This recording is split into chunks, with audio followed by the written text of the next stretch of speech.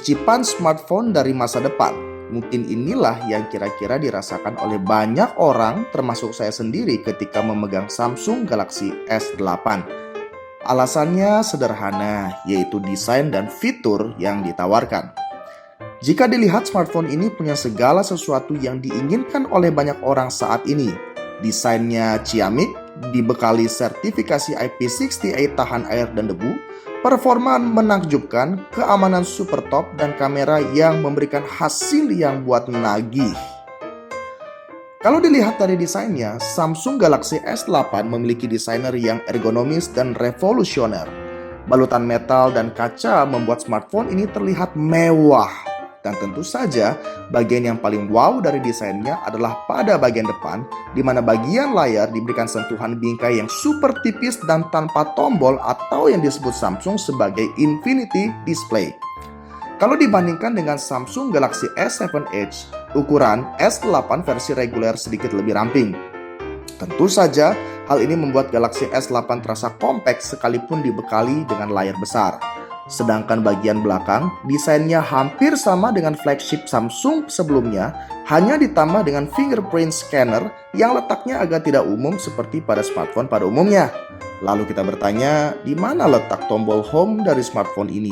Tenang, tombol home tetap ada di posisi seperti sebelumnya, namun diganti dengan fitur seperti 3D Touch ala iPhone.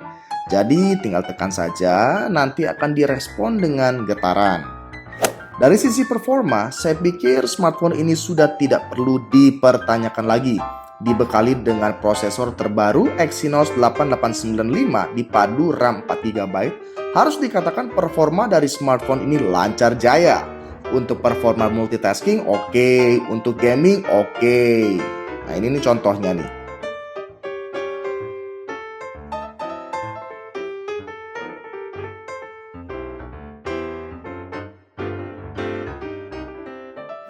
Namun sebenarnya yang sangat disayangkan dari performa smartphone ini adalah ketahanan baterainya. Memang harus diakui prosesor Exynos terbaru cukup terbilang efisien dalam penggunaan baterai. Tapi jika dibabat dengan penggunaan intensif seperti foto, internet, dan gaming, maka baterainya hanya bertahan setengah hari lebih. Tapi kalau dalam penggunaan media sosial yang moderat atau main game sekadarnya, baterainya dapat masih tersisa sekitar 20% di jam 10 malam.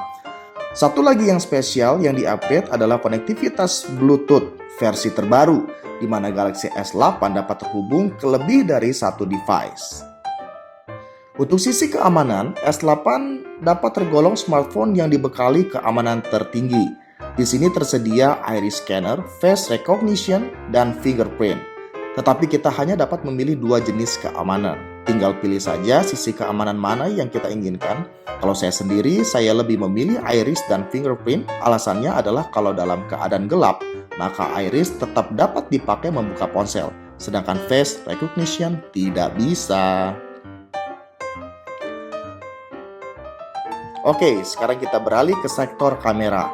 Kamera Galaxy S8 dapat tergolong salah satu yang terbaik saat ini. Ya iyalah, flagship. Kameranya masih di resolusi dan teknologi yang sama dengan flagship tahun lalu Galaxy S7 12MP dengan teknologi dual pixel. Namun yang membedakannya adalah sensornya. Sensor kamera Galaxy S8 kali ini mampu menangkap gambar lebih baik dari flagship sebelumnya, walaupun sekilas tidak terdapat perbedaan signifikan dibanding flagship terdahulu Galaxy S7. Adapun fitur-fitur layaknya kamera flagship pada umumnya sudah tersedia, bahkan mode-mode kameranya dapat di-download di Samsung App. Hal yang spesial yang dihadirkan dari sisi kamera adalah kamera depan yang di-upgrade menjadi 8MP autofocus. Hasilnya kali ini sangat signifikan dibanding tahun lalu, juga disertai filter ala Snapchat.